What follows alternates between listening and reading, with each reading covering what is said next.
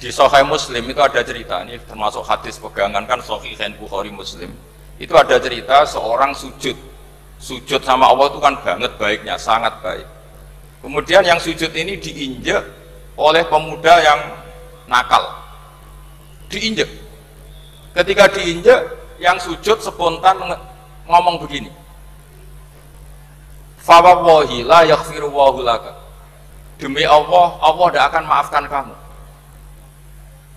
Di luar dugaan, tentu kalau nggak ada sanad, omongan ini normal karena nginjek orang apa? Sujud. Tapi di luar dugaan, Allah mewahyukan ke Nabi di zaman itu, disuruh bilang sama orang yang sujud itu, Allah ngendikan, manggal ladzi yata'alla alayya alla aghfira li fulan faqad ghafartu lahu wa ahbattu amalah.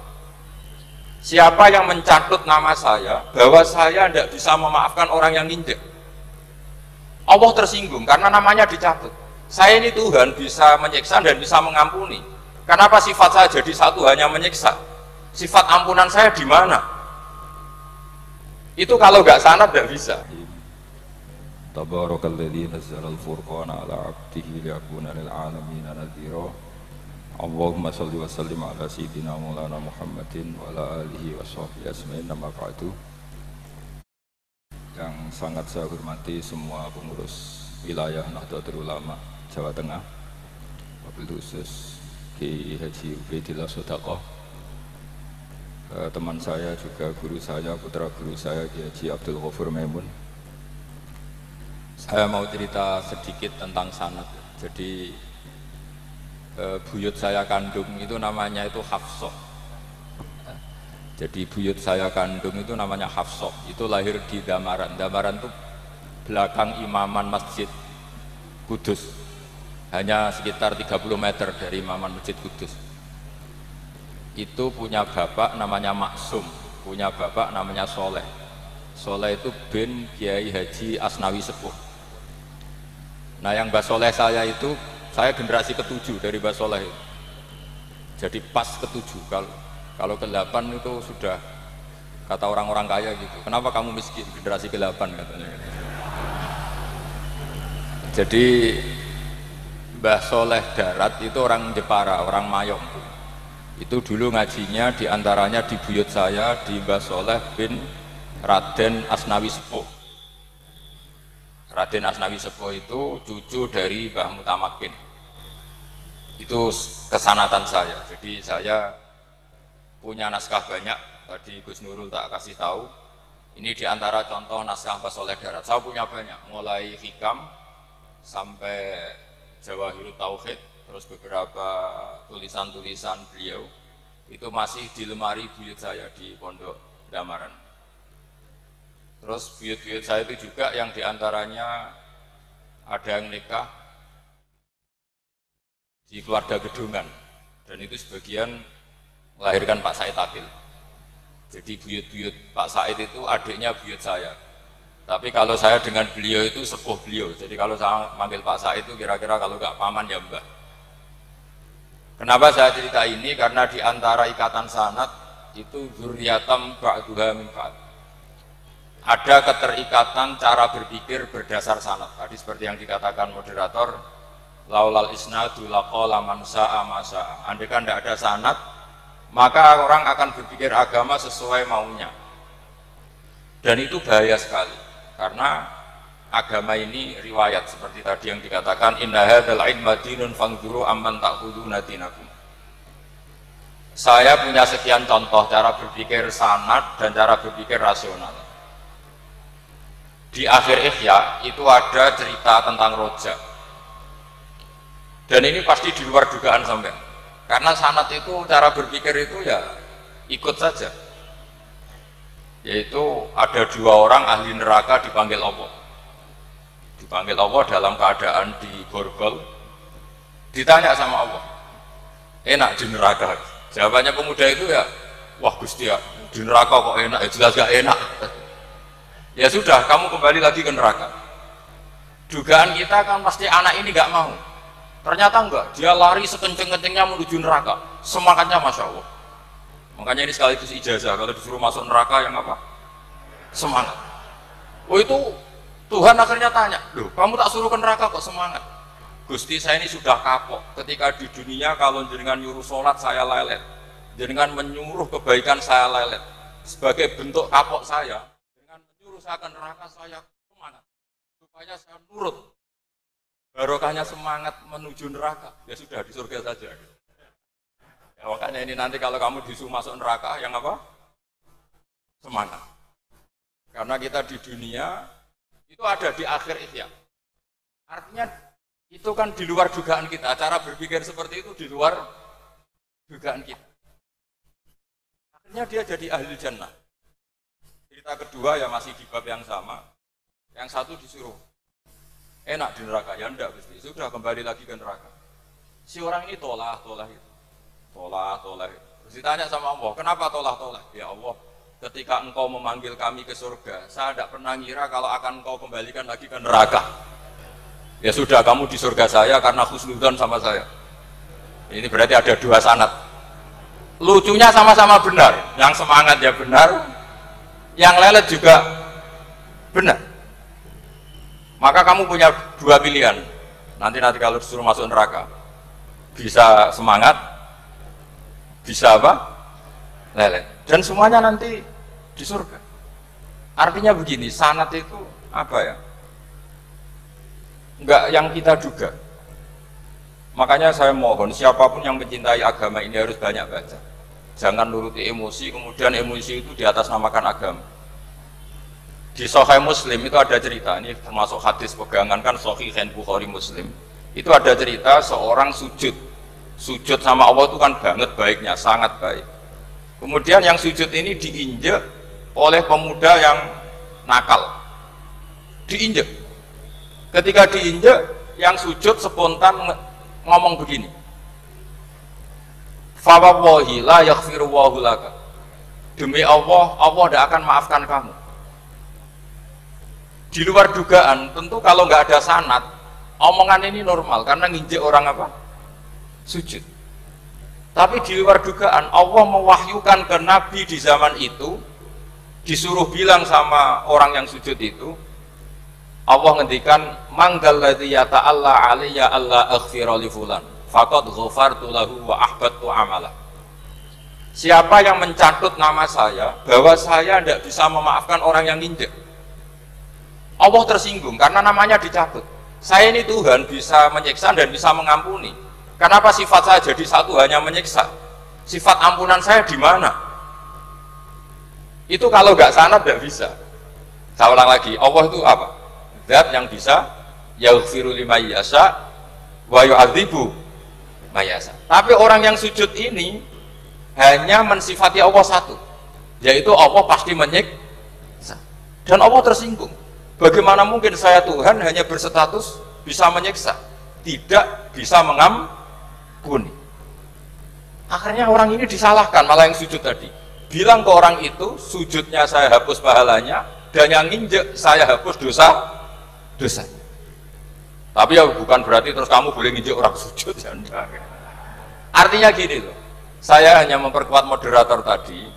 Berpikir agama itu berdasar sanad. Kalau nuruti emosi pasti kita akan setuju Allah tidak ngampuni yang menginjak.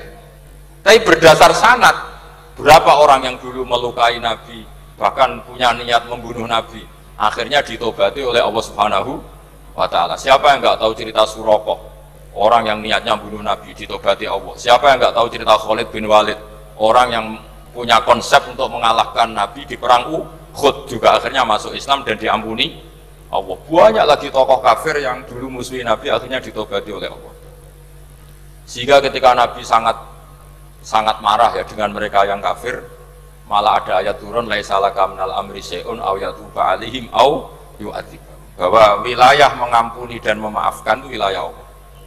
Tentu kita secara syariat akan mengatakan yang nginjak itu salah, pasti itu. Kalau yang nginjak itu pasti salah, yang kafir pasti salah.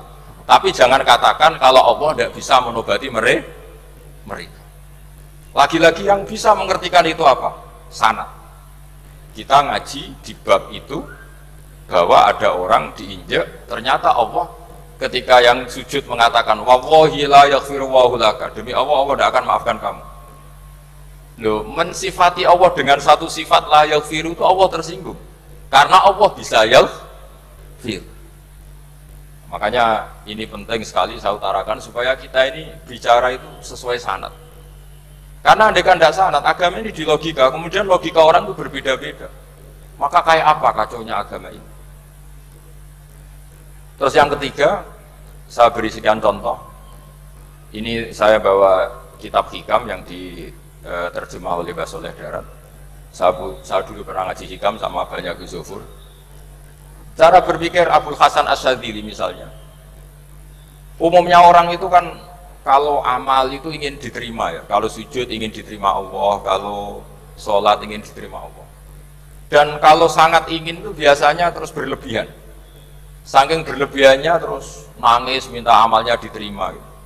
Tapi efek negatifnya gini, jangan-jangan nggak diterima, lalu kalau nggak diterima gunanya apa? Ini buruk sekali kalau mulai tanya sujud saya jangan-jangan nggak diterima, kalau nggak diterima gunanya apa? Itu menurut Abul Hasan Asyadzili itu pertanyaan dari setan. Bagaimana mungkin kita pernah menyesal atau menyesali sujud yang pernah kita lakukan untuk Allah Subhanahu. Wong dadi kawulane Allah, wis dikai bumi, dikai oksigen, dikai rezeki, tahu sujud, bareng dikasih tahu Jibril, sujud kamu gak diterima. Wah, getun aku sujud be Allah.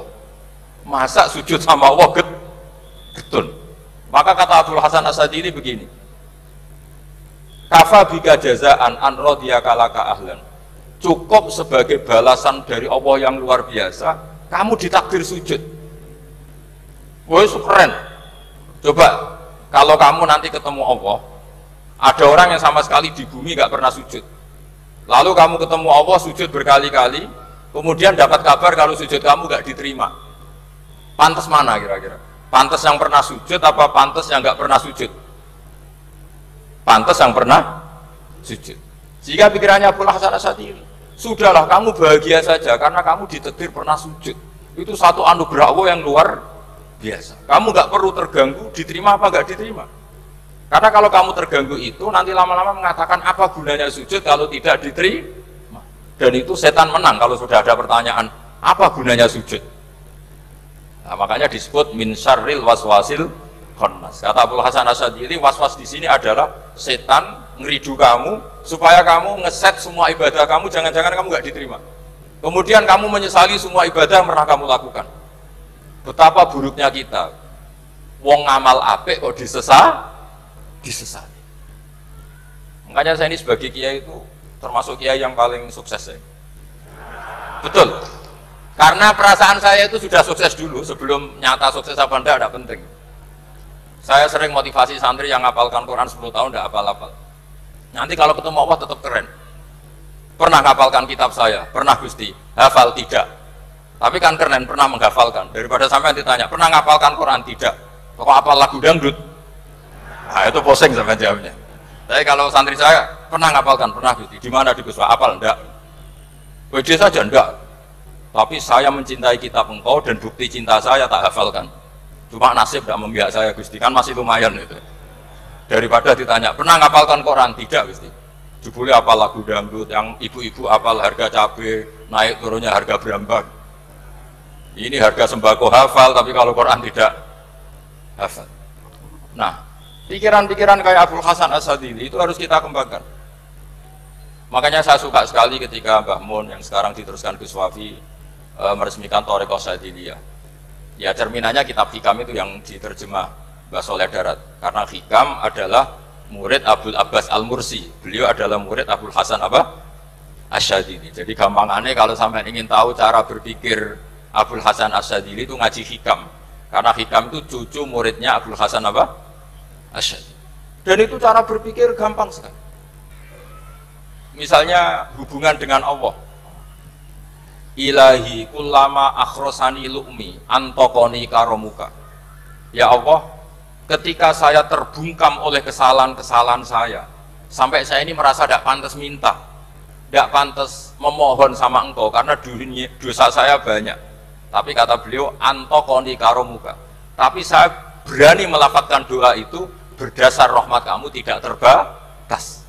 Dan itu indah sekali kata-katanya. Ilahi kullama akhrosani lu'mi antokoni karomuka. Jadi kulama akhrosa sekirane bungkam iso ni iso apa mungkin sifat elek iso apa dari iso ucap ni iso apa sifat loman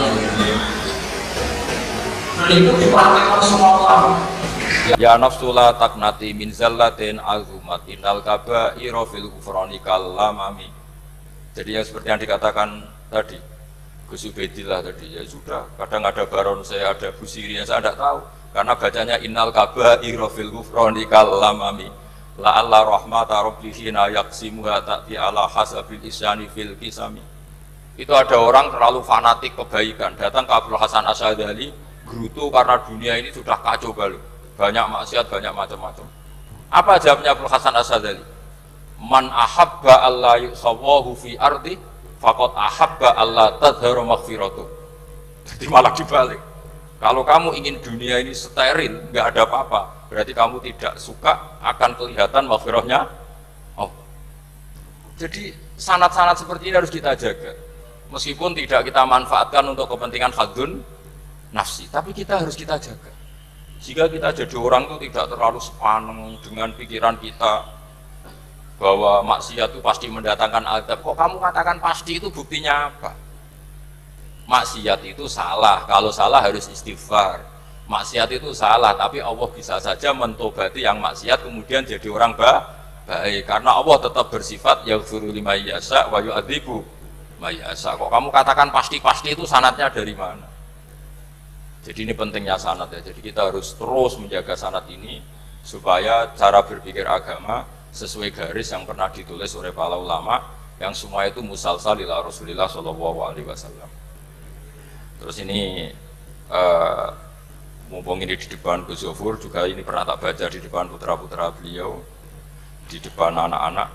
Ini nanti saya hadiahkan ke PWNU Jawa Tengah. Saya nulis kitab ini sebagai bentuk saya bahwa apa yang dilakukan Syekhina Kiai Haji Maimun Zubair semuanya itu berdasar khazanah-khazanah yang ada dalam kitab-kitab Al-Kutubil Mu'tamadah.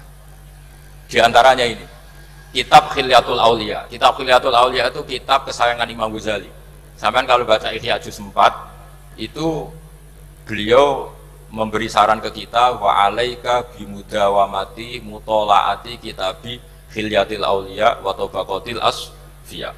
Karena Imam Ghazali fi manaqibil akhyar itu nginduk kitab Khilyatul Aulia karangannya Abu Nu'aim Al-Asfihani.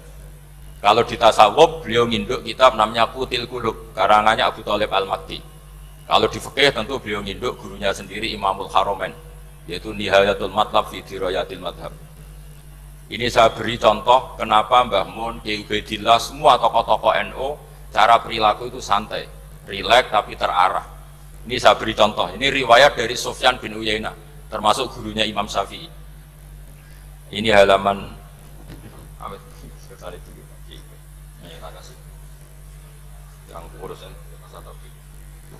halaman 24. Ya ini di halaman 24 saya terangkan. An Sufyan bin Uyainah kana Isa wa Yahya alaihi wassalam ya'tiyanil qaryata fayas'alu Isa an syirari ahliha wa yas'alu Yahya an khiyari ahliha faqala lahu Yahya lima tanzilu ala syirarin nas qala innama ana tabibun udawil mardo. Ini di juz 7 halaman 323. Jadi mulai dulu ulama itu ada yang fokus ngelola orang-orang soleh, tapi ada juga yang mendokteri orang-orang yang macam-macam. Nabi Isa itu kalau di satu daerah tanya, di sini yang orang nakal-nakal di mana? Oh di situ. Terus beliau ke situ. Ditanya Nabi Yahya, kenapa ke situ? Saya ini nabi. Nabi itu biman zilati tobib. Saya ini ibarat dokter. Tentu dokter itu yang menyembuhkan orang-orang yang sakit. Jika kiai-kiai kita itu ya kancanan orang soleh yang mau, bina orang fasik yang mau. Lah yang nggak boleh itu yang potensi katut fasik, itu nggak boleh. Jadi apa ya supaya kita itu melihat sesuatu itu tidak seudon kiai kok berteman orang fasik. Saya berkali-kali bilang berteman orang fasik itu haram. Tapi kalau dibalik pertanyaannya, membina orang fasik hukumnya gimana? Baik, bisa membina kalau berteman. Dia sudah dibolak-balik gitu.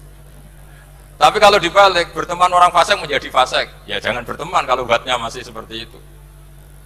Ya terus saya teruskan ya. Sayyidina Umar itu terkenal orang yang sangat keras. Sayyidina Abu Bakar terkenal orang yang layyinal janib, orang yang sangat santun, sangat sopan.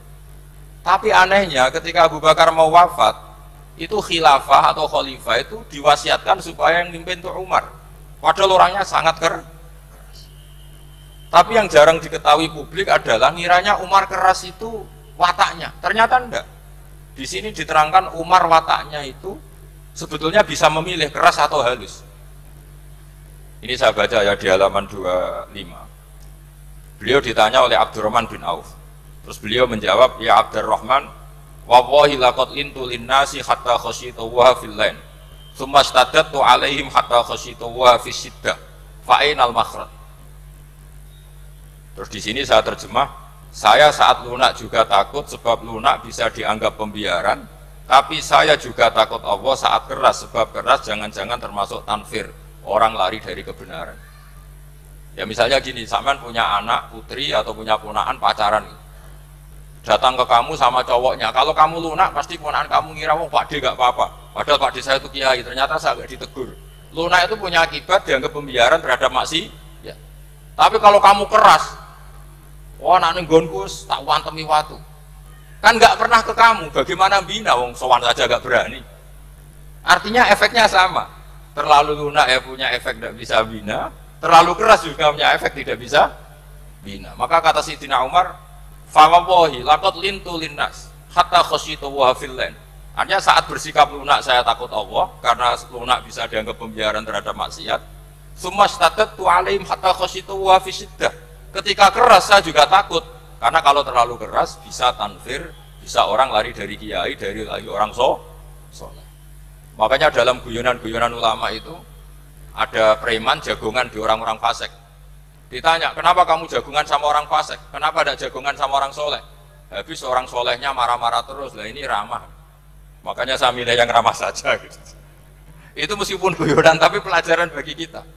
Karena ya memang Quran seperti itu, walau kunta fadhon ghalidhal qalbi lan faddu min haulik fa bima rahmatin minallahi linta lahum, terusnya itu. Jadi apa ya? Nah ini kalau nggak ada sanad nggak bisa. Nggak ada sanad nggak bisa, pasti kita berpikir sesuai keinginan kita. Maka ada ancaman yang keras, man fassaral Qur'ana bi ra'yihi falyatabawwa maq'adahu minan nar. Jadi saya mohon sanad-sanad seperti ini kayak yang dikatakan Umar tadi. Wallahi laqad lintu linnas hatta khasyitu wa fil lain.